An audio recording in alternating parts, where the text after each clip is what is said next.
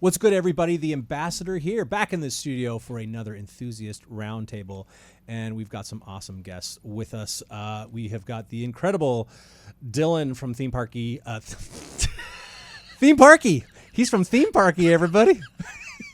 No. Theme Park Obsession, of course. What's up, Dylan? How's it going? Nice to see you. Thanks for having me. Yeah, man. Welcome back. And then, boy, do we have an awesome guest in the studio. First international guest in the studio.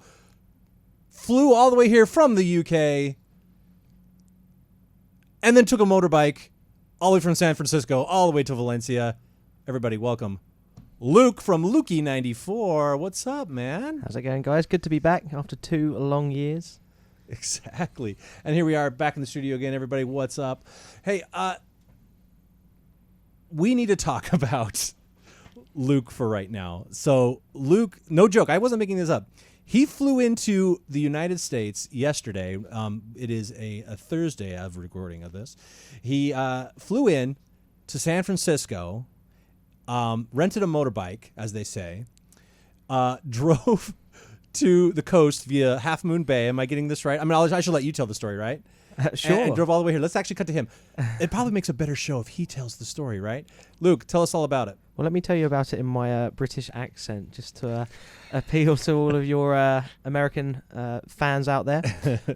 But yeah, basically, I decided on New Year's Day that I wanted to come back to America, and I was willing to take the chance of getting a PCR test to make sure I was all in the clear, because I knew if I did all of this planning and then I got I got a positive result, that it would all be for nothing. Right. Luckily, I was in the clear. I got everything sorted. So 2nd of January comes around. I've booked the motorbike, the accommodation, everything. And then I get a message from the ambassador himself saying if I want to come down to Los Angeles, there'll be a place to stay. And I figured, well, if I'm going to come to Los Angeles, it's actually cheaper to fly to San Francisco. So I'm going to do that, rent a motorbike, and ride down the Pacific Coast Highway, all while turning 28 as well. So that's right. His birthday is today in the UK, tomorrow in the United States, or whenever you're watching this on the channel. So yeah, 28. Happy birthday, man. Thanks happy very much. birthday. So tell us again, like you flew into San Francisco because it's cheaper, because everything in LA is expensive. But you rented your motorbike, and then tell us your trip. Give us a play-by-play. Well, it all started on the morning of the 5th of January. You have to bear with me as I'm losing track of the days. They're all kind of blending into one. But 4 a.m. rolls around, and I walk about 2 miles to the bus stop, and I get on a bus in my hometown of Colchester, and I have a 5-hour bus ride to the airport. I then have 3 hours to wait at the airport before an 11-hour flight. I then had 5 minutes in customs. I was told it would be 2 hours. It was 5 minutes. Got the motorbike from a chap just down the road from the airport, and I decided to spend a night in Santa Cruz. And then this morning, I watched the sunrise with a young lady I met, funnily enough, that morning. And she was going up to Canada, and I was coming down to Santa Clarita. So, yeah, we were like 2 ships passing in the night, although it was morning, and we weren't ships, we were people. And, 9 hours later, here I am, and, I'm having a great time. Dude, so what did you think of the famed California northern and then central coast? Honestly, having been to Los Angeles before and all across the United States, it was both familiar, yet it was also a completely whole new experience, because I went into it somewhat blind. I knew, to expect Big Sur and Bixby Bridge and all of these kind of things. Shout out to any of you that grew up playing Grand Theft Auto when you were way too young. And it was nice because I kind of felt like I was sort of at home, despite being 6,000 miles away from home and completely alone with no cell service. Yeah, it's like, I guess that's the whole definition of wanderlust, you know what I mean? Like, when you are doing what you love, traveling, seeing new places, you really do feel at home. Like, yes, home is where the heart is what they say, right? I don't want to get too cliche, but really, like, I've been there. And like with theme parks, I mean, for heaven's sake, Dylan, I mean, like, do you remember like, let's talk about, you went to Silver Dollar City. I'm sure that you'd seen many times in videos and things like that, like, But actually, when you walked in the gates, it was like probably, or even Cedar Point, like it was just like, Oh yeah. I'm home. Yeah. You know what I mean? Because when you're passionate about something, like we all are, Yeah. and you see these places for years and years and years, and you finally step foot in all those parks. Yep. Yeah, it does have like a little homey feel to it. And yeah, when I went to Silver Dollar City and Cedar Point for the first time, it was just very surreal. Very, really, very cool. Yeah, I had the same experience at Cedar Point. It was just so. I mean, it's obvious. It's like what you see in the videos, but then it's different. But then it's like, Yeah. But you know which way to go. You're like, I know I'm supposed to go this way for this ride, But it's like, and some parks like I'm gonna imagine it would be the same way, like in the UK or like in Europe. Like, where's a park that for you, Luke, that was like, you had that same kind of feeling where you walked in through those front gates and you were like, I can't believe I'm here. I mean, it's funny because a lot of people would assume that would be something in the UK where I'm from, kind of, keeping things close to home. But I actually find when I go to places like when I went to Japan in 2019, for those of you that remember me from all those days ago, I would find that I go to these places and it was a sense of accomplishment, I think. It was, going to a park that I'd never heard of, for example, when I went to Tobu Zoo.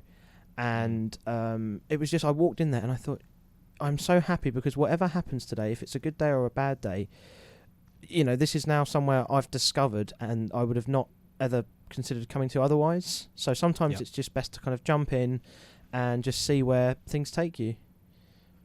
Absolutely. And I think that's also, obviously we love to ride rides. We love to ride coasters and we love, the thrill of it. But I think that's just that ambiance of a place, whether it's a theme park or an amusement park, there's just something magical in the air, when you walk into a place that you've been thinking of or you've been planning to go there forever. And, that first moment, now it could get squashed later by all the rides being closed or there being long lines, but that's not important. What's important is that first moment when you walk in. Can you guys talk about a moment where like you couldn't believe you were like either at this place or this ride or something like that? Dylan, what do you think? Oh man, it's hard because there's so many instances that are like that. I mean, very recently with the Velocicoaster, I watched that project for a good chunk of time being built, and so being there in person, seeing everything working, all that kinetic energy around, right, it was pretty surreal. And you kind of have to like pinch yourself because like I can't believe I'm standing in front of this massive structure and I'm about to ride this, And they put it up so fast. Oh, I mean, yeah, Universal doesn't mess around. They knocked it out. Yeah, Universal is known for that too. Like, I mean, at least in the past couple of years, they built Diagon Alley really quick. Mm-hmm. They've built Volcano Bay really fast. So they don't, once they get the green light, they're going. So Velocicoaster was up relatively quickly. Yeah, and just like they're so good at sightlines too, Universal. Yeah, they're like, pretty good. They are so good at like saying "ta-da." I don't know. Do they call it the "ta-da"? I don't even know. Did we just invent something? Maybe. It's cool because when you walk into the Islands of Adventure, you go through Port of Entry, and you see that beautiful architecture, but then the first thing you see off in the distance is Velocicoaster. It's genius. It's awesome. And you just want to walk towards it. It's like a beacon. Yeah. Whereas Hulk was that. I mean, it still is, but was that before? You're just like, oh, I gotta get over there. Yeah. Absolutely. What about you, Luke? What was a moment that, or a ride or whatever, that just blew you away? I think a lot of people will probably relate to this. Where, for example, when I went again back to Japan, that was like my flagship trip, I must admit. I went to Nagashima Spa Land, and getting there was interesting. But the fact that the day was forecast to basically have like an absolute downpour, I got there and I was rushing to get all the credits and all the big credits, and I just got them all in, and then they all shut down because of inclement weather. And I think the fact that I was there in the moment and I was, really happy, and I couldn't believe I was there, but I was so focused on getting on all these rides that I couldn't really appreciate it until I finally got them. And it was only then when I was leaving the park at like midday, so kind of like half a day really at the park, that I could really appreciate it for what it was. Because it's like when you go that far, and it could go either way. You could have a fantastic time or you could have an awful time. You just have to make the best of a bad situation. And yeah, I pulled it out with that one. I got the video recorded, got all the credits, and unfortunately, the only downside to that day was I had a GoPro on Hakuge, the Parks RMC. Right. And Rob Alvey actually did a rain ride on that, and he made like a viral hit video. And mine would have been exactly the same if my camera had actually worked. Ah, but it froze on the lift hill. I was gonna say you didn't check to see if the red light was on. Well, it sometimes it was a GoPro Hero 7 Black, and sometimes it will say it's recording, but it's actually not. And the audio will continue, but the camera itself will freeze. So, yes, technical issues are the bane of my existence.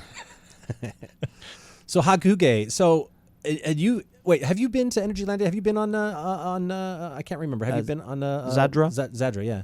That's right. Yes, I have. Yeah. And for anyone listening, if you do want to come over to the UK or Europe, let me know, because it is dirt cheap to get there. From mine, it's probably about $10, $15 to get a flight there. Wow, yeah. Like from the UK or? Yep. So I happen to live fairly close to several airports, and it's actually quicker to drive to the airport, fly to Poland, and get to Energylandia than it is to, say, get to Alton Towers from where I live. It's ridiculous. That's insane. Wow. It's like we're all making trips to Energylandia. Yeah. Well, it's just you got to spend the money on getting to the UK. And then. Wow. So between Hakuge and Zadra, what say you? So personally, I found that Zadra does not let up. It's funnily enough, another comparison, which I'm sure you'll understand, being it on your doorstep, is X2 and Egenica. They're both two rides that on paper look, very similar, same sort of style, but they're a whole different kettle of fish. They really, one's all about pace and speed, and the other one is just about sort of sheer brute force. Right. And I think the thing that impressed me about Hakuge was you would do like double ups and things, and you would almost feel like you're building momentum despite going upward. So imagine kind of like, and I use the term imagine quite strongly here because I haven't been on a lightning rod at Dollywood, but I can imagine it would be like going up the quad down in reverse. Quad up. Yeah. So both rides are fantastic for their own reasons, but what I loved about Zadra is it just does not stop until it hits the brake run. But don't put your hands up because those laterals are insane. Oh wow. So, well, cool. I mean, I know that Dylan has it's probably your goal to ride every RMC in the world. Oh yeah, that's always that has been the goal with all the other goals that I have. The long list of goals. The long laundry list of things I have to do, and just waiting to save money and do these things. Europe is definitely on the list. I've been eyeballing Europe for a while. Same with Asia, because those two places have so many great coasters, so many iconic coasters. I still want to go on Steel Dragon 2000. Yeah, good ride. Ride. I'm like that kind of enthusiast. I brought this up a couple times, with Millennium Force. Right. Millennium Force is not the craziest ride in the world, but it's the fact that it's so famous, and it kind of sparked this huge momentum in the industry. And so when I finally got a chance to ride that, and I sat back row first ride on that one, and it was just like a surreal moment. So I love those types of coasters. So I can't wait to go to Asia and Europe to ride all those kind of rides. Absolutely. I mean, that's. I was going to say, like, that moment for me was Millennium Force. Being a West Coast, we're West Coast based here. Goliath, no big deal. We rode Goliath all day, every day. But it was, for us, we were dreaming of Millennium Force. And I've always heard that people from the East and Midwest have always were thinking about Goliath, know. So, I went, I think it was the same year that you and I both went on Millennium Force for the first time. 2019? No, you went in 2020. 2020, yeah. Okay, I was there in 2019. Yeah, it was interesting being on that lift hill going, I'm going to ride this ride. Yeah, it was nuts. I didn't think it was that close. But it was cool to go on it. So absolutely, yes, Asia and Europe. That's why Luke is so lucky. I mean, Yeah, jelly. I am super jealous. That's amazing trip for sure. You've done so many things. I think what takes people by surprise is I'm sure somebody, whether it's a friend of a friend, would be able to say, oh, I remember him from when he used to make videos and stuff. But it's just nobody expects the sheer brevity. Like in 2018, I'd ridden 41 coasters in my entire life, and in 2019, I'd ridden 405. Wow. And yeah, then COVID happened, and I'm just itching to get back on something. So hopefully tomorrow on my birthday, we'll be riding X2 for another 62 times. That's right. So last time you were here, why don't you tell us, 2019 was the last time you were here, right? And you had a good day at the park. Yeah, and then some. I actually decided if the Queen can have 2 birthdays, hell, I'm going to have 7. So I had a birth week, and I spent it at Magic Mountain. And then I had a day off, actually. I think day number 6 was a day at Knott's Berry Farm, and then I went back to Magic Mountain, and I felt bad, so I actually had 8 days in the end. And I rode like X2 like so many times, and they just said, yeah, sod it, just go round again, just keep going. And I was like, okay. Wow. I can only handle so much of that one. I had to switch to the front because the back was getting too intense. Absolutely. Like, so if I meet up with you tomorrow, which is the plan, yeah, I'm going to ride it once, and it's going to be inside seat in the middle. Yeah, I can't do that one anymore. Like I talked to Drew about this, and I was like, dude, I don't like X2 anymore. Just that last Raven turn is brutal. I can't take it anymore. Like, no matter what you try and do to try and soften the blow, it's like people say, hold your breath, tuck your legs up like a cannonball. No, you're in it. Just it's a stampede. Like, yeah. Absolutely. I think the part of that ride for me, that I actually don't mind that last Raven turn. I don't know what it is. I must be doing something right. But for me, it's the part right after the first hill when you're coming down and then you kind of like shoot up, and it feels like you're going backwards and up at the same time. Oh, yeah. That's just, that to me just messes with my brain. I don't know what it is. Once I turned of a certain age, G-forces don't agree with me anymore. It's just unfortunate. Well, having recently passed my motorcycle test in the UK, I realised that on X2, when it feels like your stomach is dropping despite making upward motions on the initial Raven turn, I think it's all to do with inertia, and it's basically that the forces are so strong in the direction that you're going that it kind of counteracts with gravity, and it's almost like it's not that your stomach is still dropping; it's that the forward motion of the trains and all of that overthrows the gravity that's trying to pull you back to Earth. So yeah, just thinking about that, Ryan, that it just boggles my mind. Like, I can't even think straight. My mind is over here like entering the 4th dimension as we speak. So. I was gonna say, man, we were getting sciencey on the channel just barely. That was, you pulled out some knowledge. And I'm probably incredibly jet lagged. That's why I'm mad.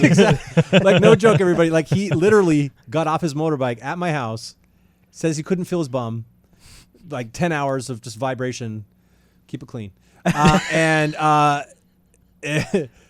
and he had some leftover pizza in my fridge. We headed over here to the studio. So thank you so much, Luke, for you're going to get a good night's rest for sure. Yeah, absolutely.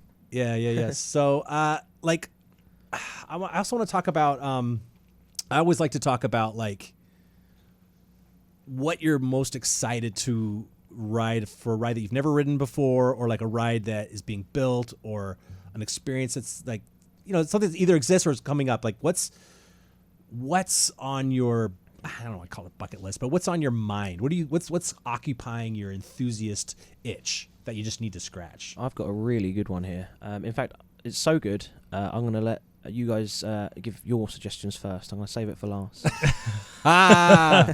All right, Dylan, go for it. I'm excited to know what that is.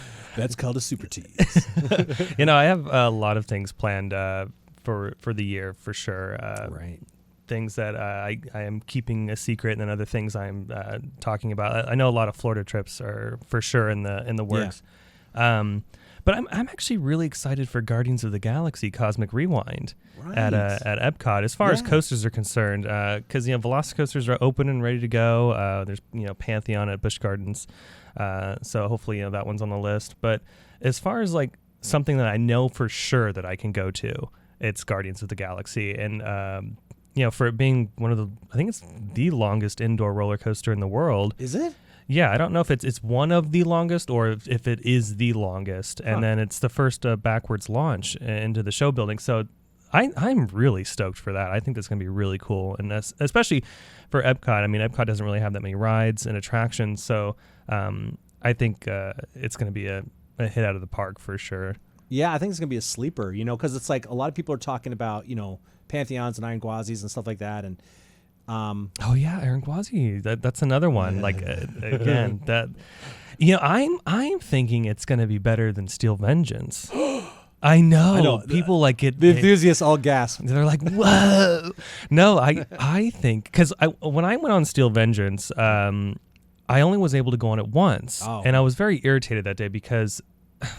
I mean, shout out to the employees at Cedar Point. They do a great job, and but this particular instance, there was nobody behind us in line, and I was like, "Oh, is it okay if I sit in the back row?" And the person was like, "No, unfortunately, we can't do row requests right now." And I was like, "Dang it!" Like, there's no. I mean, I can understand if there was people in line behind me, but there was nobody behind me. So my first ride on Steel Vengeance was in the middle, and I only was able to do it once that day. So I was like, "Okay, well, it's definitely not a number one for me, just because I can't judge it." It's hard to judge after one ride. Yeah. Yeah, I mean... Yeah, ladies, don't jump to conclusions. But Iron Gwazi, like Iron Gwazi, though, I think Iron Gwazi might be better. Yeah, it almost looks like they designed it to be pretty good on any seat. I mean, most RMCs are usually pretty good on any seat, but obviously they tend to be more back row coasters. But I don't know. I mean, It's a controversial topic. Let us know in the comments, everybody. What do you think? No, I'm the same way. Like Steel Vengeance for me, I loved it. I got 2 rides on it, front and then kind of towards the middle. I came off going, I've ridden this before. It's just longer. Yeah, that's the same thing Michael was saying too. Like we've experienced this before. Seen it, like and like you said, RMCs. Not every seat is going to be a good seat. Sometimes it depends on the ride. Like at Silver Dollar City. Outlaw Run, my goodness. I think that ride's better than Steel Vengeance. Dun, dun, dun, dun, I'll second that notion. Just because, of course, it's not as long as Steel Vengeance. I mean, that part of Steel Vengeance is fantastic. Right. But with Outlaw Run, I mean, that ride is just nonstop. And that last element before the brake run is double barrel just roll, so fantastic. Yeah.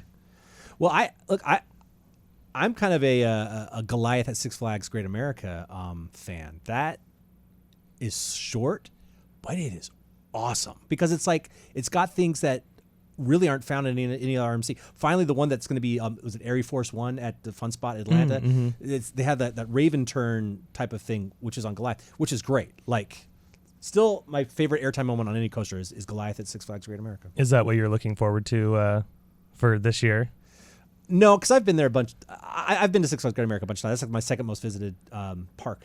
Okay. Because I've got family out in that area. But for me, my most anticipated would probably be Velocicoaster, because last time I was there was in February of last year, and I just watched it testing, hoping that they would do a soft open, and they never did. So obviously I want to do that because I love Intamin. I'm just an Intamin fan person. And maybe Pantheon. I think Pantheon is also going to be one of these.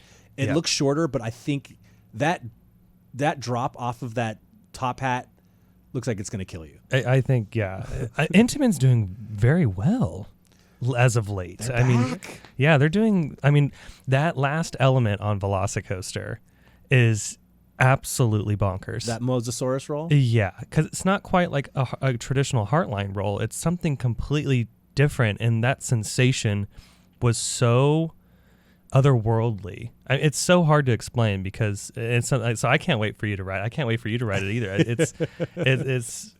It's well worth the hype and the wait and all that. I want to do it. I also wasn't able to make it out to, when I was out there, we went to Busch Gardens. Obviously, Iron Guaz, I want to ride it. Absolutely. But when I went to Busch Gardens, I went to Orlando Parks, but I did not go to SeaWorld Orlando. So I'd love to get there to ride Mako and a bunch of things over there. Because believe it or not, I've only ever been on one true B&M hypercoaster. I have been on Raging Bull a bunch of times, but I don't know if I consider that a true. That's a Twister model, which is fine. But I finally this year was able to get in Kings Island and went on Diamondback and Orion, and I loved Orion. People are talking crap on Orion. I'm like, then my mind is probably going to be blown on Fury 325 because Orion was big time. Sorry, I had to chime in for that. No worries. Your world is about to get rocked. But Orion is, it's immaculate. I call it like a Rolex watch. It was just very well built. It just looks good. Everything about it is just like, mwah. Expensive. Expensive. Yeah. Yeah, I'm hoping to get out to other parts of the country. I know, like Florida, I have a lot of Florida trips, but it's hard to go other places. But I really want to go on some of these coasters so bad. You'll like Kings Island. Kings Island was pretty awesome. It's clean. It's really nice. The ride lineup is great. I wouldn't say it's out of the park, but I thought it was pretty good. I liked it. You've been there, Luke? I'm sorry, I was just too busy thinking about my. Oh, that's right. We got to my get back to that. coaster. Let's I'm really excited to see we'll your circle back to thoughts on it. But no, go ahead. So, what was the question again? My question is, what is your answer to the original question? Can I phone a friend? But no, basically, I forget where I've been. I've been to so many places. It's, half the time you guys have got a better memory than me. Like, I go to so many parks. I was just saying earlier about how I did 29 parks in 22 days, and I tried to film it, and it was just burnout central. Like, I could not handle the sheer volume of content. Yeah. But that being said, I think my coaster I'm most looking forward to, I think I probably would have to go over there and film it. If I was going to go to this particular country, I'd have to film, just to prove to myself that I've made it there. So, are you all ready to find out what it is? Oh, I'm ready. We're all pins and needles here. Okay, so I'd like to give a shout out to Vekoma. Also, the country that it's from starts with the same letter, and that is the Firestorm model that's coming to, or is already there in Vietnam. It was supposed to go to China, I believe. Right. But it looks legit. It looks so good. I don't even know what that looks like. I don't even know what it's called, but it looks good. Shout out to Josiah at National Coasters. He did a post on it. That's right. That ride looks great. Speaking of Intamin coming back, Vekoma has knocked it out. Vekoma's next level as well. So what about that ride got you excited there, Luke?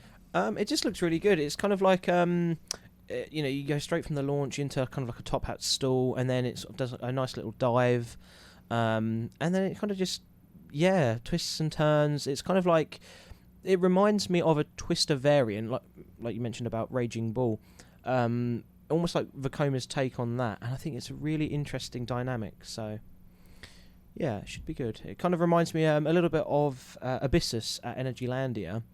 However, they've just kind of made the first half more exciting than the second, as opposed to having the big drop in the middle of the ride. So that's right. Is Lek Coaster, is that Vekoma, or is that an Intamin? Wow, yes, I'm so glad you mentioned that. I love that ride. It was actually top 5. It actually dethroned Ejanica, which I know is a bit of a weird thing to say, but it was just because El Toro Ryan. It was just because I didn't expect it. Yeah. But I've since then moved Ejanica back up to the top 5 again. To be honest, I've been on so many in such a short space of time, I just forget which ones I like. And when someone reminds me, it's like, oh yeah, I had a really good time there. That's funny. Well, no, that's cool. That's why I love to have you guys on, because it's like so much fun, because it's like I live vicariously sometimes through you guys, and so it's like to get your take on different parks and different rides is kind of the whole point of the show, like, so that the audience can like live vicariously through me as well, through you guys, and you know what I mean. It's like, you guys definitely, if you haven't already, you got to subscribe to these guys' channels. Like Luke, I know you're doing more Instagram, and are you doing TikTokies? Yeah, so basically over the last few years, COVID did actually take everything from me. I happened to lose my job, the opportunities to travel, and my relationship. However, it allowed me to reinvent myself, and I decided I'd branch out into more digestible content. And yeah, honestly, now I just ride motorbikes, and I'm still the same lovable goofball that I always was. But I'm free and single, so yeah, more time to ride coasters. There you go. What is it like? My only mistress is the sea, and your only mistress is Lek Coaster. Yar. But no, you should still check out his channel, LukeE94 on YouTube as well. Go with some of the past ones, because he's done such cool trips to different parks. Yeah. And then obviously Dylan here. I mean, seriously, theme park obsession. I try. No, you succeed. You succeed. Like I think you are very unique in what you got going on. And let me toot your horn a little bit.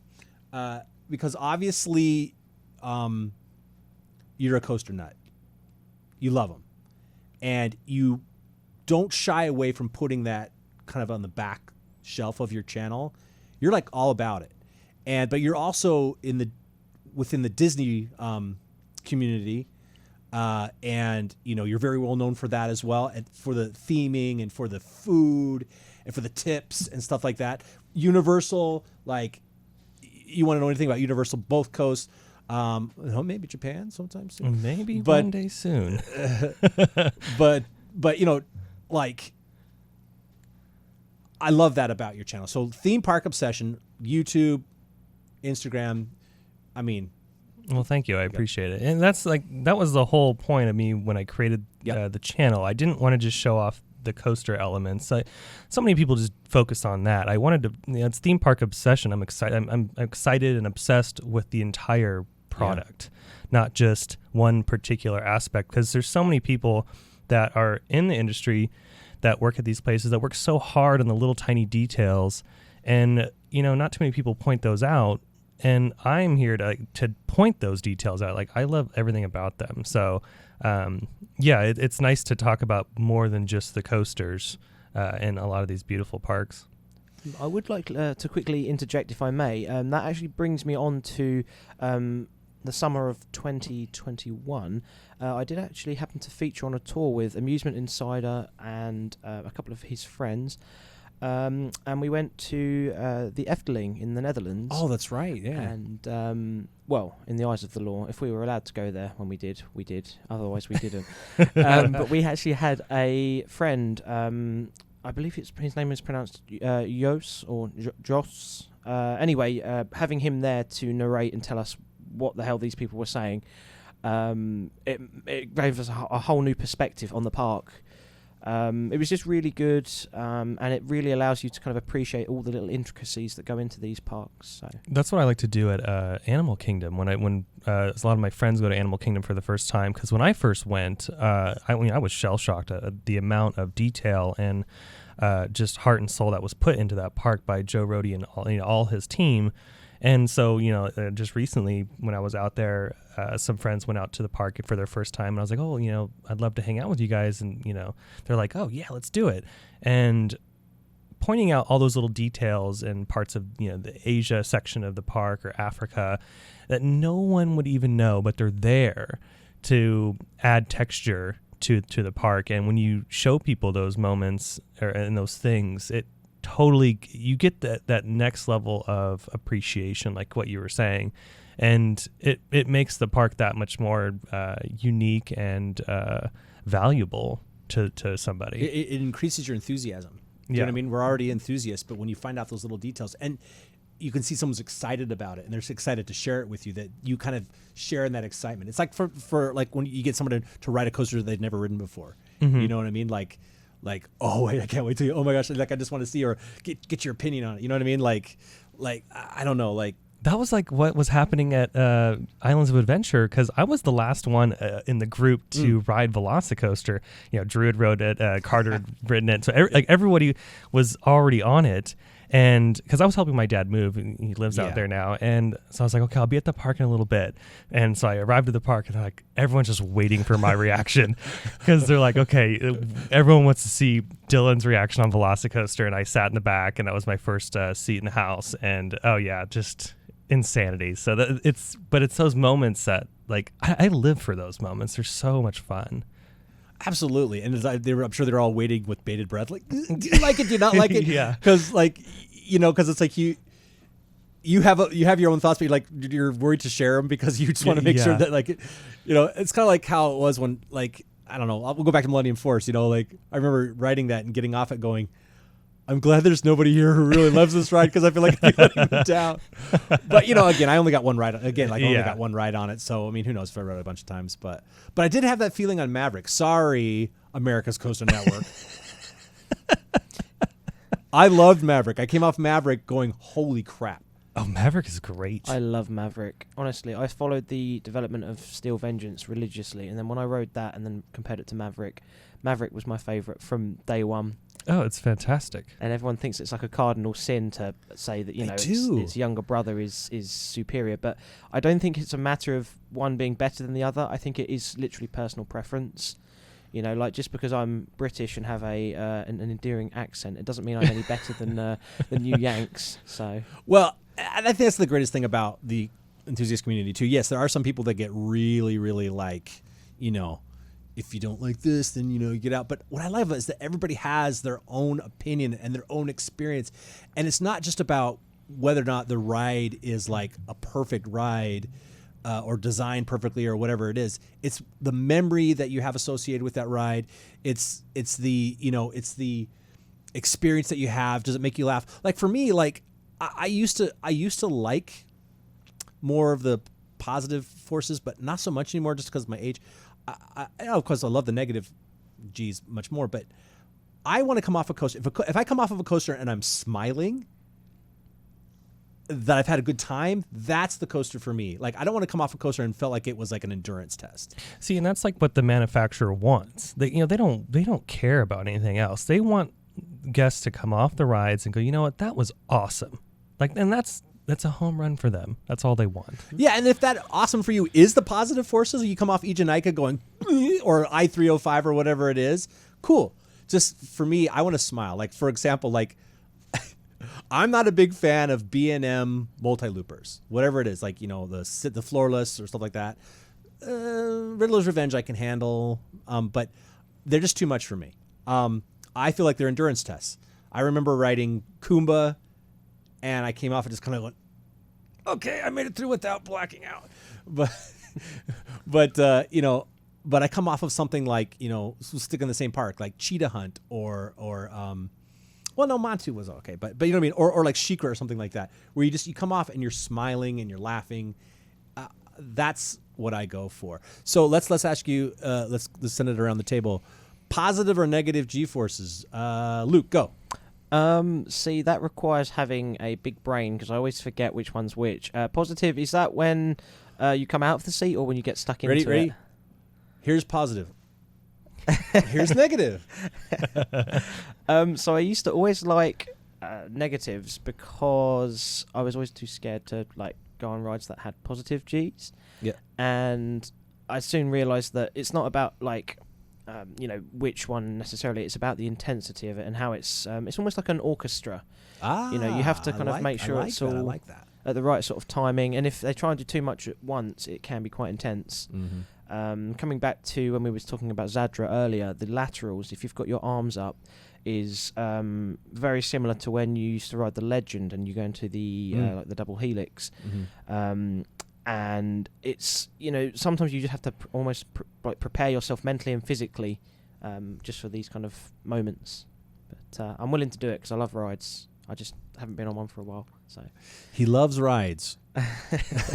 Dylan, what about you? I love the airtime. The airtime is. I think that's why I like RMC coasters so much.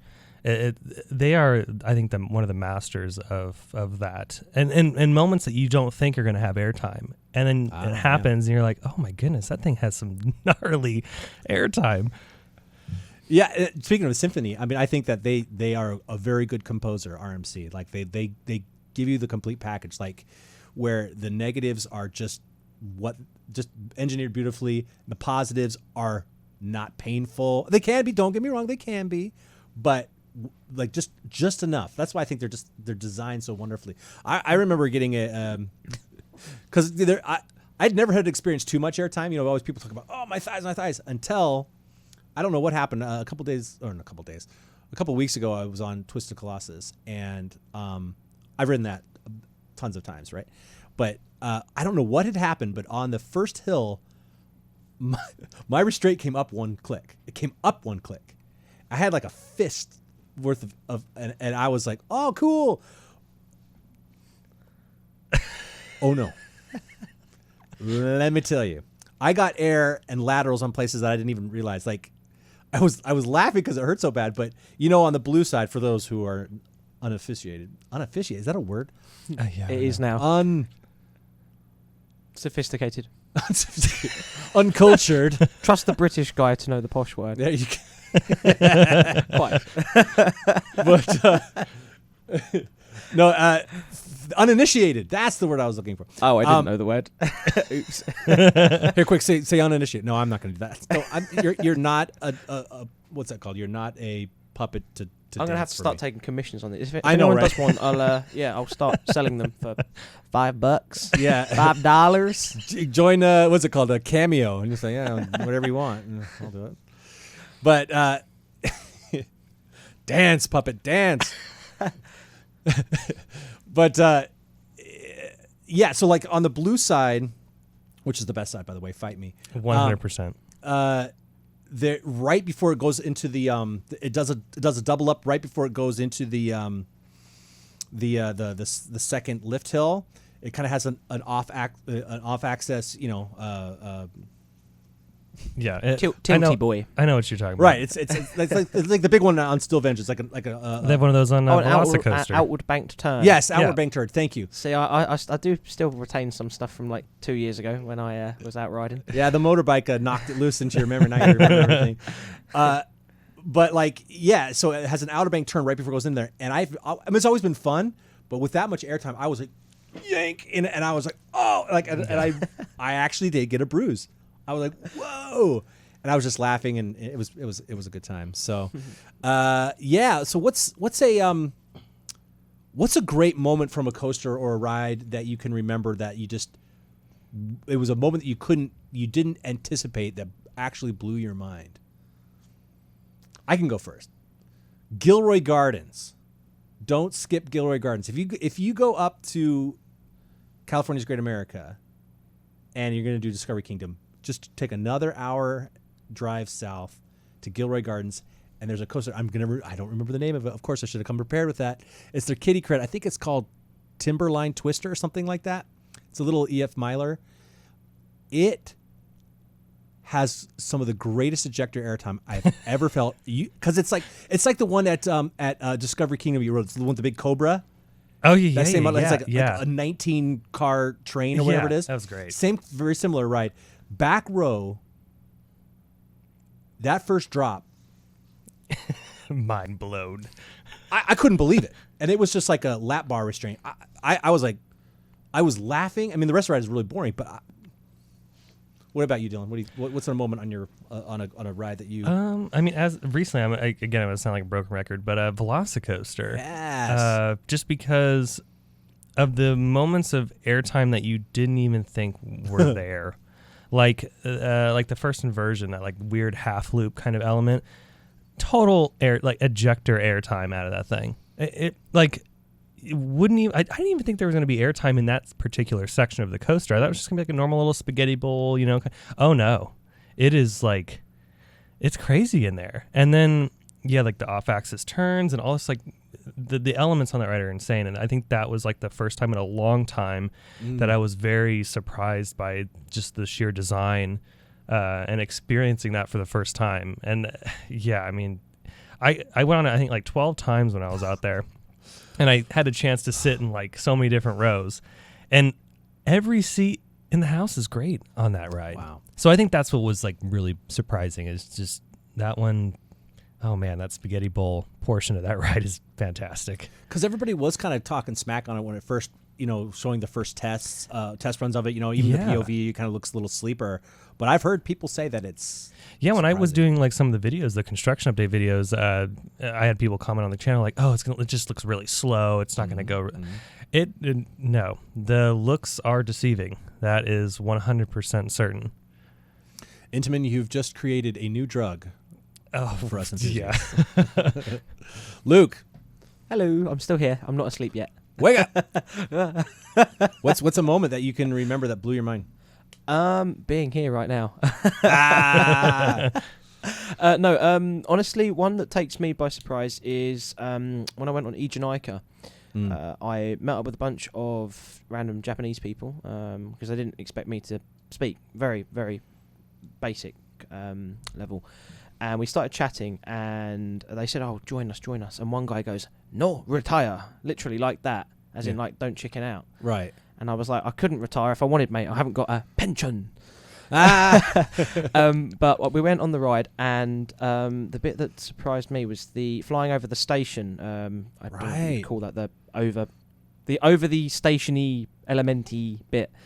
It was just so forceful. Again, like Hakuge, the Japanese seem to have this really, really awesome collection of coasters that seem to defy the laws of physics. It's almost Right. like the forward momentum kind of propels you up and over and says, screw gravity, you know. Because that's the part that they added, when SNS took over and built Agent Ike and Dino Conda. That element is unique to those models that's missing on X2, am I right? Yes, and you also on this one and Dino Conda. I don't know if it's on Dino Conda or not. Maybe let me just fly out to China. I'll be right back. But yeah, on Ejanika, you actually the seats spin when you come onto the brake run. For those of you that don't know, a block zone. I'm just kidding. Copyright infringement. So basically, it's something that also I didn't expect. It didn't do much for me. It kind of just felt sort of like another little spin, kind of like on a wild mouse, like whether it spins or not.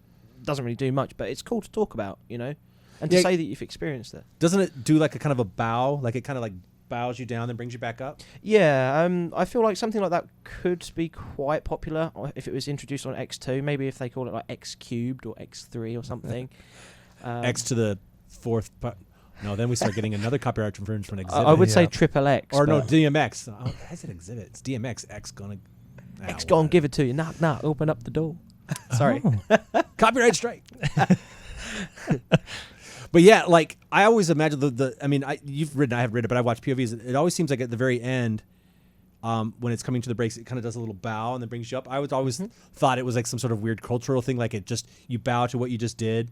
Kind of like I don't know. I mean, let me know in the comments if I'm way off kilter here. But I know that some surfers, like when you're surfing, like you turn and you bow, you like show respect to the wave. I'd always assumed that's kind of that element was there to kind of show respect to what you just rode. I don't know. When you come off the ride, when you're on the brake run, you are actually facing Mount Fuji, so it could be some kind of religious thing. I mean, that would make sense. Yeah, I mean, they say the difference between religion and spirituality is kind of like seeing something and then seeing something and choosing to believe it's religious. Like if you saw a dove fly, you could say, oh, it's just a bird. Or you could say, okay, that must be symbolic. And I think if you choose to believe that it is some kind of cultural homage to the land, then it just makes the ride even more sort of powerful, you know? Yeah. So it's quite a graceful transition. It's sort of similar to Falcon's Fury, how the seats flare out. Right. I was about to demonstrate with my hand there, but then I realised like some people might be listening to this. But for those who are just listening, he's taken his hand and flared it out. But yes, vigorously. Well, I like that religion talk because I would say that I would imagine that riding Haikuge is a religious experience. Like not only it's a bucket list coaster for a lot of people, so that just kind of being there, but then just coming off it. I mean, X2 is what I have experience on, and you come off that ride, and there you go. There's a ride I love riding with people for the very first time, because I've got the ride memorized. There's my little thing. Okay, I've got it memorized. I know it with my eyes closed, so that actually helps me not get sick on that ride because I know what's coming, what to expect. But I love seeing people's reactions when they come off of that ride for the very first time, because it's just you can't prepare for it. It's impossible. And you can't explain that ride either. I mean, it's just it's bonkers. There is no point of reference. It's you No. go on it, you don't know what to expect, and you can't describe it. It's like if someone said, "What color is water?" and why can't you see oxygen, but yet it's still there. So I don't mean to get No, this is deep. This round table has been is I love it. We've been getting deep. I love that. But no, you're absolutely right. It's like I always like to say, like, do you remember the old zipper ride at the county fairs and things like that? Fairs. Imagine if they put that on a roller coaster, but on the side. Yeah. That's essentially what it is. Mm-hmm. Yeah. Yeah, I would say effectively it's a culmination of so many different things that you can't really compare it one-on-one to something, but you get pretty close if you start saying, oh, it does this whilst doing that, X and Y, and it makes sense in a strange way. The fact that you can't literally scientifically just describe it, yet it still makes perfect sense when you We just say just write it. Yeah. Well, that's awesome. I mean, I just love thinking about that. If we're gonna get deep, let's get deep. Ooh, like I think that's a part of this. I talk about this a lot of times on the shows, like the spark of what makes you an enthusiast. What was that moment in your life that where you wanted to start pursuing this more than just occasionally? And I think that there really is something you talk about. Something is what you believe it to be. And how you just talked about, Dylan, how those moments that happened when you were on Velocicoaster that you weren't expecting, or you had one belief that it was going to go one way and it ended up being completely different.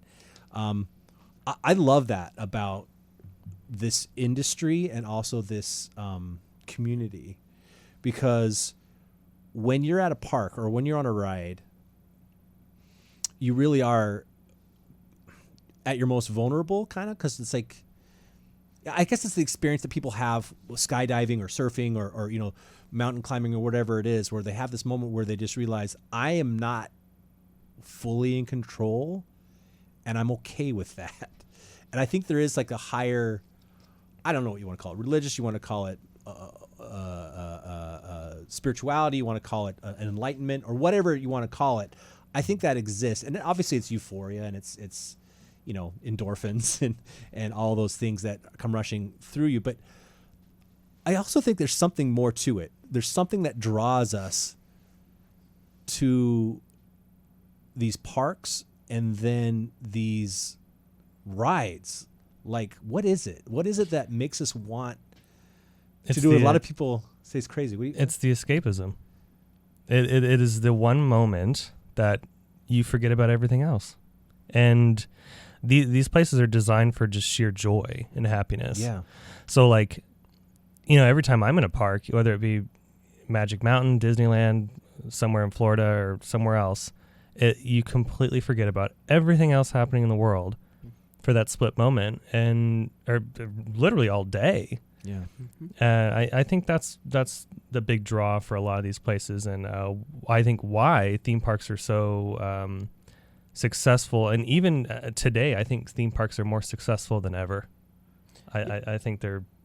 I would agree with that. I mean, somebody once said, I tend to think of things as rather profound if I can remember what they were saying, but not who the author was. And basically, to summarize, it was when you're at a theme park, you're not sitting there thinking, oh, I've got to do the laundry. You're not thinking, oh, I've got to walk the dog. And the quickest way to get back to doing those things, even for someone who's just there with the kids and just wants to get home, is to just let it be. Just ride the ride. If you try and fight it, or if you cause a problem and start throwing phones off rides and stuff, it's easier to just kind of just sit back and you force yourself to relax, which is kind of contradictory considering you're being hurled around at hundreds of miles an hour. But yeah, I think honestly there is something quite peaceful, when you really sort of just give yourself into these kind of experiences. Life is what you make of it, and so are rides, I think, personally. Some of the best rides out there, to some, aren't that great. I think it's all about where you are in your headspace, and if you really want to like something, go for it. But if it's not all it's cracked up to be, that's okay too. Sometimes you just got to find your path. Oh yeah, I mean, for me, it's like how iconic is the ride? Like those moments, like again with Millennium Force. I knew it wasn't probably going to be the best ride on earth, but the fact that it was so iconic and I'd seen this thing on television. Same with Kumba at Busch Gardens. When I first, I thought I was going to get emotional just because for so long I saw that interlocking corkscrew. Yep.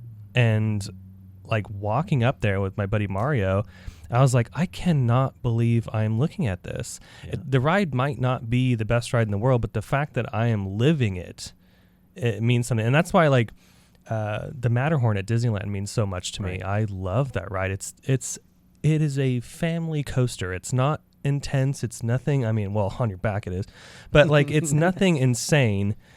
But the fact that I remember it when I was little, because that was the first thing that my dad and I would do when we got to the park when I was 6 years old. I remember that. And so that's why for me, it's my true top coaster forever. And I think that's what makes a lot of these things so important for us enthusiasts. It's not just because we're a bunch of nerds and we like to go to these places. We're just really passionate about something, and we might have a personal connection that, to any of these attractions that we might, it could have been a family experience. It could have been, someone who had passed away that was their favorite ride, and you shared that memory with them, and that's what you remember that person by. Like, there's so many different aspects to these places, and that's what makes them so special. I like that. That's got my wheels spinning. We always talk about what our number one or top 5 or top 10 coasters and stuff like that. Like, I don't know what we'd call it. What do we call it? What if we called it like, what's your ride? Yeah, that's pretty good. Do you know what I mean? Like, because I knew that about you, that Matterhorn's yours. Yeah, and I say that on the channel all the time. Like, and it's funny because people are like, "Wow, that's like," and I'm like, "Yeah, that's my favorite ride." Like, out of all the roller coasters I've been on, that one still is just. Every time I go to Disneyland to get a video or hang out with friends or family or whatever, I have to do it. Yeah, I have to do it. That's your ride. I like that. That got me thinking there, Luke, because like what you said, because it's deeper than just it being steel and gravity. There's emotion. There's something there. Like, I don't know what my ride is. I'm trying to think what my go-to ride is that I'll just ride and I'll I don't know. Luke, do you have one? I'm going to come back to my earlier metaphor. For those of you that missed it, if any of you skipped ahead, shame. Things like sort of like a symphony, where. Can you bring the mic a little closer to your face? Sure. Yeah. There you go. So basically, I find you have to kind of appreciate these rides. That they're sort of, they build up and they sort of, some start really strong and then kind of fade out. Like Dododompa, it's kind of a one-trick pony, but it's still what it does great. And I think that in order to appreciate a ride in all its worth, you have to kind of take the good and the bad. So to have one go-to ride, that means that it's effectively all good. And I think a lot of people's kind of opinions on rides can change based on how they feel during the day. Oh, good point. Yeah. If it's something that you've been on so many times and now it makes you feel sick, i.e. the Smiler. It's honestly, for a name that upbeat, it really beats the hell out of you after 4 rides. So I think it all depends on where you are. Again, it comes back to where you are in your headspace and sort of maybe how far along in the day you are. If you go to Disneyland and it's empty, awesome, you get to go on everything. But you've done it all by lunchtime. Whereas if you go on a busy day, you have to pick. You have to hand pick, and you've got that voice in the back of your mind thinking, "Have I made the right decision? What did I compromise and miss out on?" And I sometimes think that it's not about doing everything. It's about just picking things and just sticking by your conviction. So enjoying the moment. Yeah, c'est la vie. This is just kind of. Yeah, I mean, Disneyland's a great example too, because Disneyland is always crowded. I mean, we've reached a point now where the park is just never slow. Yeah. And I mean, same with Walt Disney World as well. When I was out there recently, I mean, the place is just packed. But yeah, I mean, that's a good point. You don't worry about if you're going to miss something. Just enjoy the moment, because it could be your last time there. Yeah, it took me 13 years to get back to Florida, and I was so worried about overwriting the memories I had with family and loved ones, some of which aren't any longer with us. But yeah, I denied myself the right to experience the other aspects that perhaps they had that I hadn't. For example, right. When I went with my family in 2006, we didn't get to go to MGM or Hollywood Studios. We didn't get to go to Animal Kingdom. And yet on my return in 2019, I got to go to all these places. So it was kind of like, again, it comes back to being sort of new yet familiar. And I think that's important. A lot of people overlook that. It's kind of like, you have your comfort zone. We all have our comfort zones. But if you can find a way to expand on them, try new things but yet be on home ground, I think that's fantastic. But take it from someone who's literally 6,000 miles from home, like I don't feel worried at all, because I know everything and everyone out here is only going to, want the best intentions for me. So do what you love what you do, and come ride X2 tomorrow or whenever this comes out. I'll watch. No, I love that, because I think it's finally come back to me. I thank you for expanding that, because it's like, I'll speak, because I went to Lagoon last year in 2020, or no, 2020. No, wait, was it 2020 or 2020? I think it was 2020 actually. The end of October 2020. And that is my OG home park. I grew up in the Salt Lake City area, and we used to go at least once a year. And that's where I got all my first credits. My first roller coaster ever, Puff the Little Fire Dragon. My first steel coaster with the loop, Colossus, and then my first wooden coaster, roller coaster. But I hadn't been, like, no joke, I don't think I'd been since the 90s. And so going back, and here I am with my family, with my wife and my son, and he was probably around the same age that I was the first time I went, and he had way more credits than me, by the way. I was too scared to ride roller coasters until I was like well into middle school. But I had that same feeling going into that park, because it was just like I hadn't been there in so long, and then seeing everything and then just remembering it. I think that there's like the nostalgia part, like you were talking about, Luke, and wanting to not diminish the original memories that I had because they're so precious, but just to expound upon them, use that as a springboard to make better memories, and then watch my son experiencing the park for the first time and him being scared at Dracula's castle, which I was. I think there's something quite wholesome about it, and a lot of people think that, yes, nostalgia, it is a powerful drug, and Sure. It's easy to look back with rose-tinted glasses, but I think also it does tend to, a lot of people, they kind of have this stubbornness associated with, I like this ride when I was a kid, therefore I'm going to force myself to like it now. But what you have to remember is we owe nothing to anyone, not even ourselves. We're all capable of change, and I like to think that's why in the last 2 years, again, I seem familiar to most of you and new to some of you, but yet I'm the same guy, just different perspective on life, and so just anytime you think, I don't like this ride, give it another try. You never know. That's right. Try it in the front row. Try it in the back row. To the left. Take it back now, you all. Try it without a restraint. Wait, no. That would be intense. I always talked about I know I'm probably gonna like tangent, but there talks about that euthanasia coaster, and that just does a bunch of loops like. Oh yeah. No. The better way to go is just restraint free. Oh yeah, off of some of those airtime hills. Are you kidding me? El Toro, your restraint just not existent. Oh yeah. Have fun. Oh yes. Got a little dark there as we were talking about like nostalgia, Yeah. like beautiful, like we're all like getting like teary eyed in here, and I'm like, which coaster would you ride without a restraint? Well, speaking of riding without restraints, Ooh, here we go. See, play on words. I love it. coming back to the fact that I rode a motorbike for 10 hours today down the Pacific Coast Highway, that itself almost felt like a coaster experience, because I remember there was one point where I wanted to see how fast it could go. I know it was safe to do so. It was a controlled environment, and obviously I'm not going to say how fast it was. But it was just something about it. It sort of tapped into the fundamentals of why I love coasters, because it's like you're in a safe environment, but yet you still feel like if something went wrong, it would be catastrophic. But you almost need that kind of that chance. Not that you ever want anything to ever come of it, but you almost need it to appreciate when things go right. So, yeah.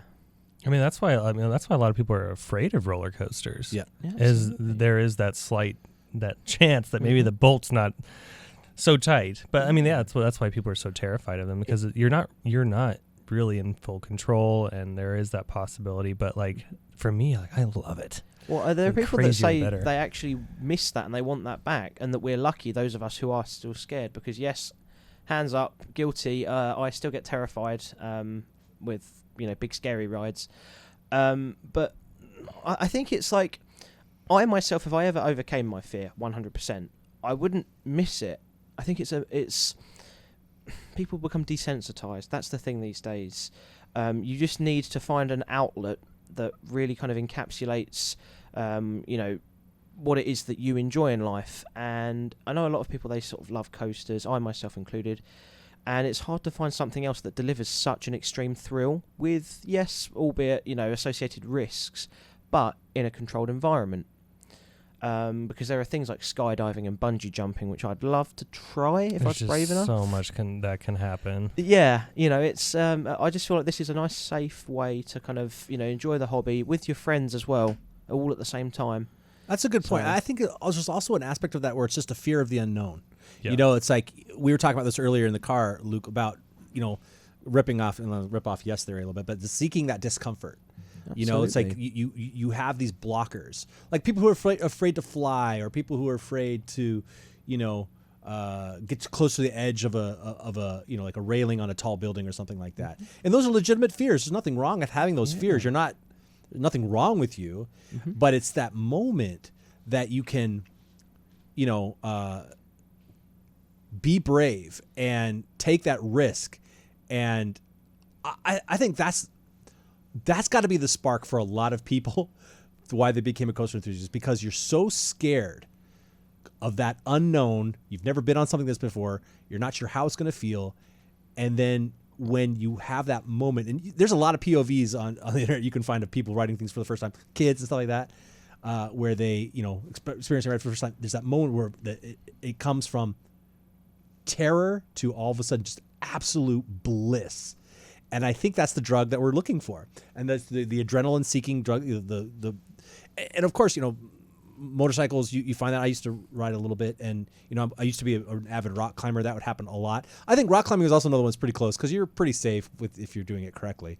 But it's still that moment, like, holy cow, like I could get hurt, or even in an airplane, it's like, I love when people are like, I'm afraid of heights, but it's like they've been on an airplane. I'm like, you will never in your life be that high. Yeah. Well, maybe in California. Hey, or But then I go, Colorado. What's up, everybody? No, but like, you know what I mean? I going back to that thing, I think it's just that when you overcome that fear of whatever it is, the unknown, seeing how fast your motorcycle will go. I already know. Just say it. 55. Just say it in kilometers. People, Americans won't know. It's 55 miles an hour. He's like, I was going 116. We're like, what? Well, let's just say KMH. it would. We can't do the math. It wouldn't physically tell me how fast I was going because I was going so fast. Oh my goodness. The needle only went so far. Nice. See, you know what? That was very irresponsible. Don't ever do that, everybody in the channel. But there's that moment, though. Do you know what I mean? There's that moment, and I think that's what you can experience on a roller coaster. Like, look, there's still a couple of coasters that I'm afraid of, and I have the fear of coaster, a different fear of coasters now. Like I said, I get really sick from positive G-forces now. I think you call it what's it called? Vertigo. I get vertigo like crazy, and vertigo can ruin my whole day. Like we could be at a brand new park. I could be at Fuji Q Highland, and I get that first ride gives me that vertigo. I'm done for the day. So I have to be smart about which, again, it goes back to what we were talking about too, being smart, what you're going to select so you have a good time. So I'm still terrified. I'm terrified of I-305. I've never ridden it. I would love to ride it, but Bucket list yes. coaster. Bucket list I coaster. want to ride it because I love Intamin, and I'm still afraid to ride it though. If I have 2 days there, and one day I can ride it just in case, it ruins the rest of my day. And I think it's okay. It doesn't like I don't want to ride it. I do want to ride it, but I'm just afraid of what your body's gonna do. It's the unknown again, and it's that's what I really enjoy about being an enthusiast. It's like we don't like. I'll bring up a good example. You brought up Velocicoaster about how you didn't expect certain things. Look at our home park here, West Coast Racers. Oh yeah, we watched that being built. And it looked fun. It did. It looked fun, and everybody threw away or slept on that high five element right after the first launches. Everybody slept on that. Oh yeah. It is the craziest lateral ejector. I don't know what you call it. Lejector. What do you call that? I don't even know what you call it. That was the most surprising element of the entire ride. Yeah. Like, Luke, have you been on that one yet? Nope. Spoiler alert. Spoiler alert. Oh, No, it's dang okay. it. Don't- Yeah, it's okay. That's all right. Whatever. I just want to again. It goes back to let's see how you feel. Like it is an amazing element, and it was so cool to experience something new that you've never felt before. Like, that's awesome. I remember the first time I rode an RMC, Twist Classes was my first one. Experiencing that smoothness, that so cool. Or that first time my most powerful launch is Dododompa's older brother, what you call it? Hypersonic XLC. Oh, wow. Yes. That is wow. So I have been to King's Dominion, but it's not been since 2002. And that was the most powerful launch I've ever felt. So just like these moments where things that you don't, as enthusiasts, there's still things that can scare us or excite us because we don't know what they are going to be. You know what I mean? Yeah. I mean, for me, the only thing that kind of worries me are carnival rides. Oh, now I'm with you. I will do the craziest roller coaster ever. Roller coasters don't worry me at all. It's the carnival rides, Yep. like those slingshot, or I remember in Old Town Kissimmee in Florida. I was hanging out with Adam, and they have this thing called the Vomitron. It's one of those giant swinging pendulum rides, and I'm like, no way. No way. You couldn't pay me to go on that thing. I said the same thing when I found out it was $20 for like 2 Yeah. minutes, if that. Like the only like free falls, the swings, I'll do those. But like the zipper, I've never been on it. I've been on the zipper in high school and didn't like it. Yeah, that thing is gonna fall apart. Like the guy with one tooth put it together, and you're just like, I don't know if this is. Does this got any regulations or anything? Like, I don't. I went on when I was at the Orange County Fair this past season. We all went on one of the coasters there. I forgot. It was like Galaxy Coaster or something. Yes, and I I remember when I put the restraint down, I'm like, all right, well, this could be my last time on a coaster, or I could keep going. I don't know. That was Do I really need this credit? Yeah, that's what I was thinking. I'm like, do I need the credit this bad? I don't know. I've never been on this one because the last fair coaster I remember going on was High Miller, which is that green coaster that they kind of shows up at some of the fairs. But they didn't have that one here, so they just had like the Galaxy one. But yeah, carnival rides are terrifying. What's a ride or an element that scares you, Luke? Oh, hands down, back row on a pretzel loop on a B&M Flyer. Oh. And also another one, Flying Dutchman's. Those of you that have been fortunate enough to get on a...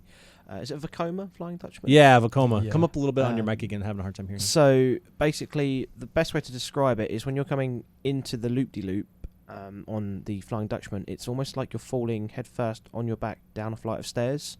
Oh. And then, yeah, that sounds bad enough. And then when you're being flung up into the loop, it's just this most bizarre sensation. And like I say, it's very familiar to that of being in the back row on a pretzel loop.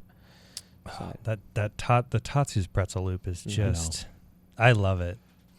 I was nervous. I don't love it because when my grandma goes on all those roller coasters, right? too. That's right. And I remember because we were there like when Tatsu opened up, like in 2006. It was like that opening month. We went out to the park. And I was like, are you sure you're going to be okay on this one? This one's pretty gnarly. This pretzel loop on here is pretty intense. And she's like, yeah, let's do it. And she was fine, and she loved that section of the ride. But yeah, that section of the ride is not for everybody. That's like the one section of the ride that a lot of people black out in, is that pretzel loop. Yeah, it's pretty intense. Like, I love Tatsu until that pretzel loop. Like, I'd say it's the most intense inversion in the park. Yep. I I've agree. always said that, and people say to me, they're like, no, what about, launches and all of this? And it's like, trust me, I've been on Dododompa, I'm telling you, like, different strokes for different folks, but at the end of the day, I think it's, some rides you go in knowing what to expect is going to be the scary element, but when you go to SeaWorld and you think, stingrays, manta rays, la la la la la, and then you get on that thing and it's like, bloody hell, like, I did not expect for my face to like... Yeah. I don't, and shout out to Dylan's grandma, by the way. I mean, hardcore. She wants to come out for Wonder Woman. Oh, excellent. Yeah, Well, she sounds like a wonderful woman herself, so kudos. yeah, she's like, when's that ride going to open? I'm like, hopefully sometime this year. I don't know. We're going to keep an eye on it, and obviously I keep an eye on her. But yeah, she wants to come out and do Wonder Woman. I figure, yeah, why not? That'd be kind of fun. She's incredible. Like, fearless. I'm only like in my 40s, and like I can't handle things. She's like a little bit older than me, just a little bit. That's when I'm older, I hope to be like her. Yeah. I want to just keep going until I can't do it anymore. Well, you got good genes, so hopefully they carry on to you, man. But like, yeah, just I don't want to dwell too much on it, but that pretzel loop, like, it's just like, it's that feel. I think what it is, I don't know how I can, because I've actually been on the Superman one at Six Flags Great America, Superman Ultimate Flight or whatever it's called, and that pretzel loop wasn't as bad. I mean, it's still bad, but like something about the Tatsu one, because it's like, I think I just want it to be, I don't know. I think I just want it to be over faster. And the fact that it's like, nope, we're just going to take our time. Yeah, Tatsu's just keeps going. Is it still the largest in the world? Yeah. It's the largest. However, I believe Flying Dinosaur has kind of like 1.5 of these kind of elements, because there's one where it flies under the walkway, and then there's also one after the, I forget, a 540-degree turn. It's basically, having been on all three that I know of. I think there's a couple in China as well. They're all sort of equally intense, but for different reasons. Some are whether they're prolonged sensations of like this stomach drop feeling, and some of them are just kind of like because they hit you sort of one after the other. But one thing to mention about Flying Dinosaur, before we move on to the next subject, is my favourite element on that was the outward-facing helix. I've heard good things about Flying Dinosaur. It's definitely on my list because I would love to visit that park. Yeah, it's awesome. It's their flagship. Yeah, I've heard that that particular roller coaster is pretty intense for a flying coaster. Yeah, I mean, I thought the 540-degree roll would be sort of, because there's nothing like it to compare it to. I thought, wow, okay, this is going to really knock me for 6. But you don't have time to think. You go through that and you think, okay, that wasn't as bad as I thought it was going to be. And then immediately you're in this next element and it's like, wow, okay. And then you go into that and thinking, okay, all right, that's done, it's over. And then all of a sudden it happens again and you think, oh, wow. So the fact that you go through all of that only to then experience this outward-facing helix, which you wouldn't really think makes much of a difference, but the fact that you're in a different position, on a unique take on a fairly rare or uncommon element, it's just, this whole concoction is just completely mind-boggling. I can't wait. Yeah, can't wait. Hopefully I'm doing it justice. No, I can imagine, because like, you go into a helix and you're always on the inside of it. Mm-hmm. Now, I guess like, Silver Bullet and like and Rapper, you're sort of on an invert, but you're still kind of. Yeah. I mean, Silver Bullet's helix is really good. Yeah, another surprising part of the ride. I was like, wow, this is pretty forceful. Raptor's helix is very good too. Yeah. But I think that outward baking one, because that would be like, it's almost compared to like what we were talking about, circling back, like that element, that Raven turn on X2 and Age of Night when you're, backwards coming up. It's like, I think it would kind of be some similar thing, right? That's the best comparison. I mean, effectively, it's kind of like you feel like your chest is being kind of pushed out.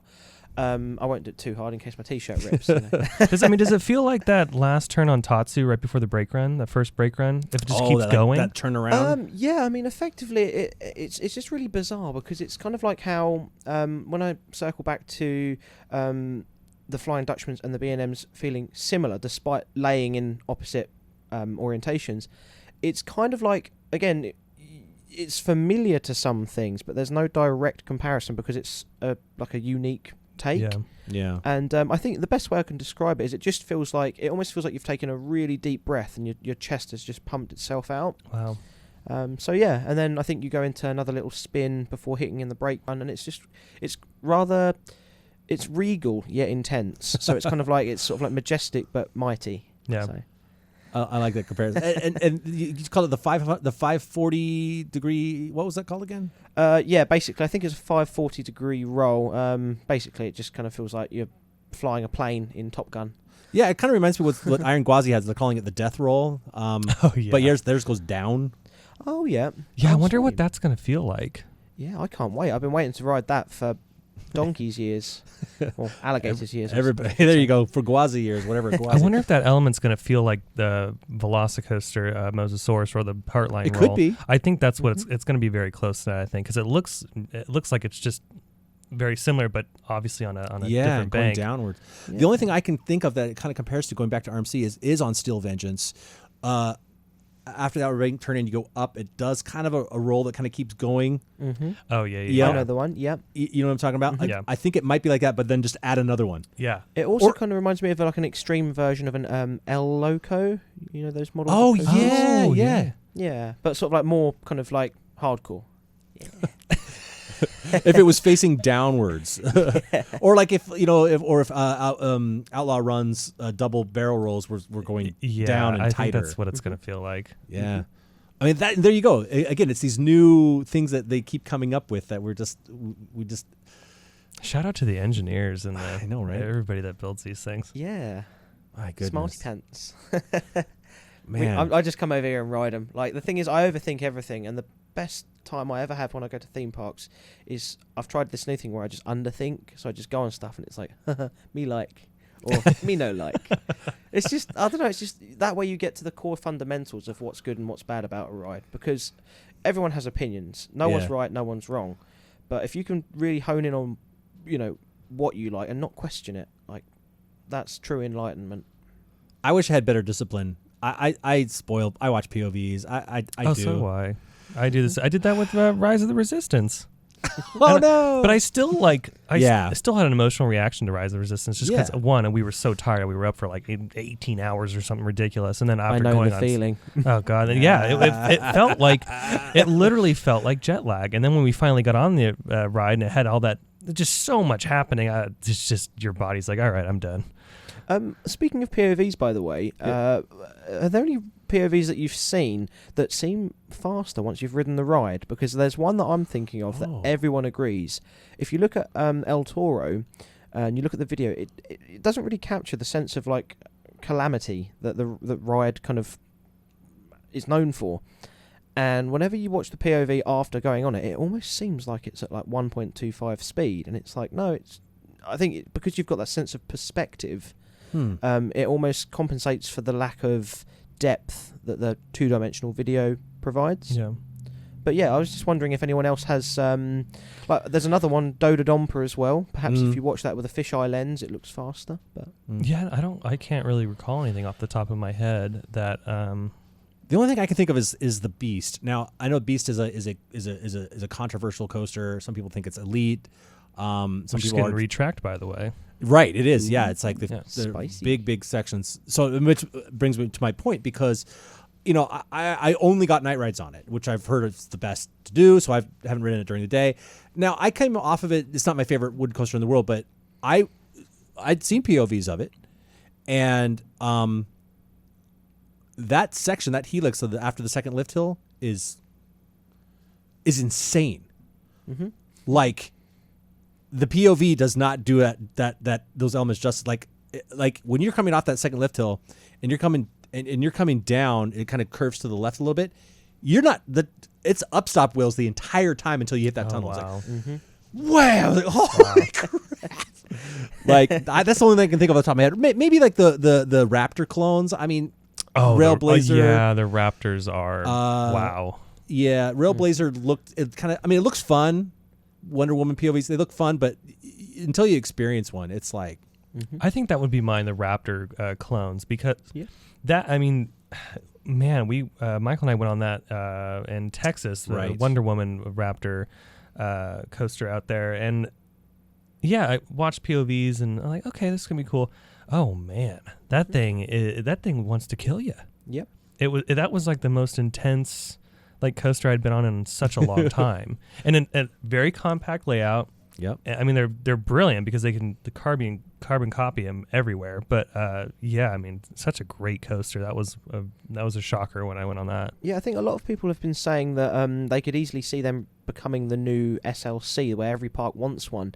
And I think it works well because a lot of people, especially young people that might want to be enthusiasts, will look at that and go, "Oh, it doesn't look too bad." Then they get on it, realize they love it, and it acts as a stepping stone. Yeah. But there are talks that apparently the more compact variant, or the original, I should say, it does a better job at what it's trying to do than the kind of extended elements found on Jersey Devil and the upcoming Wonder Woman here in California.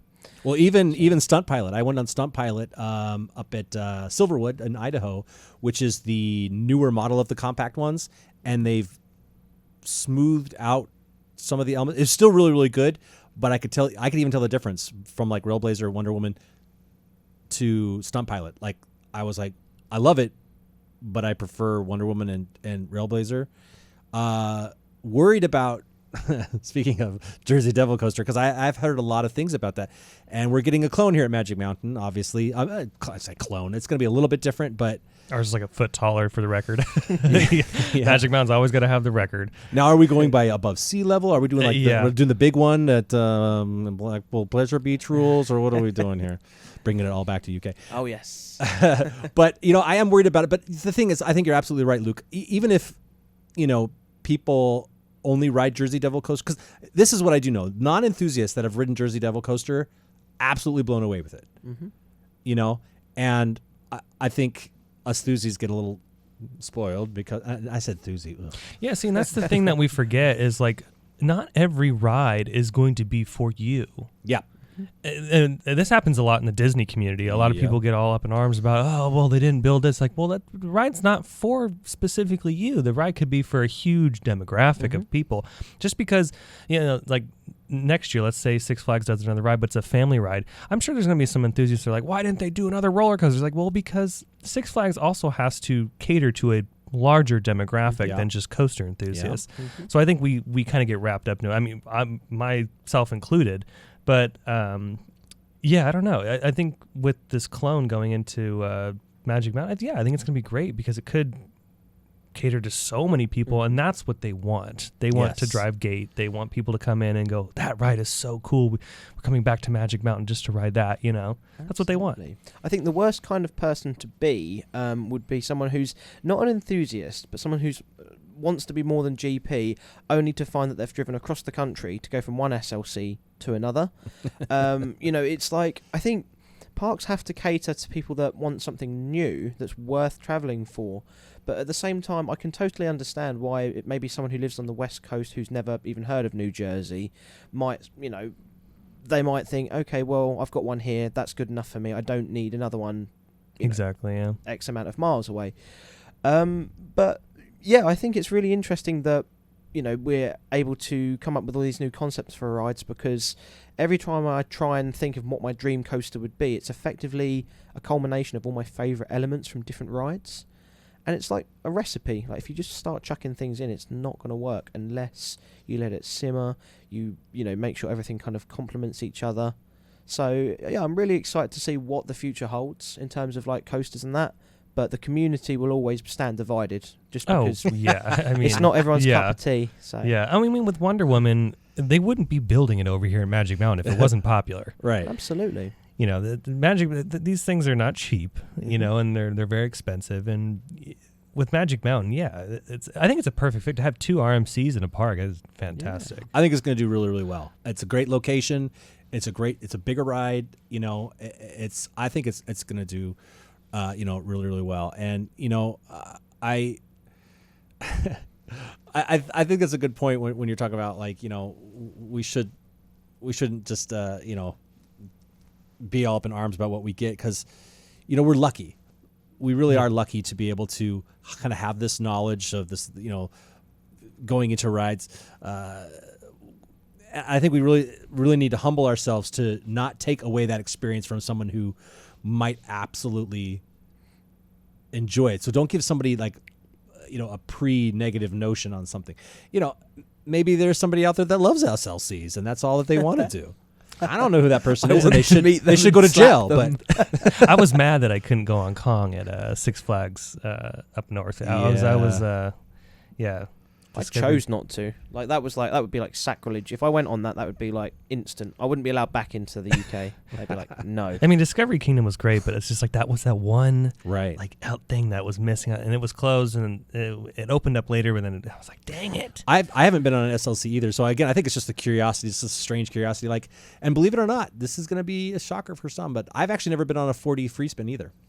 Not yet. Oh, those I know are someone fantastic. who loves them. Mike. They're fun. So Green Lantern, we used to have that here at Magic Mountain, which was just awful. And I will say that with pride. Awful roller Enjoy coaster. Montreal. Have fun with that one. And I was very worried about the free spins because I was like, okay, this very similar kind of thing.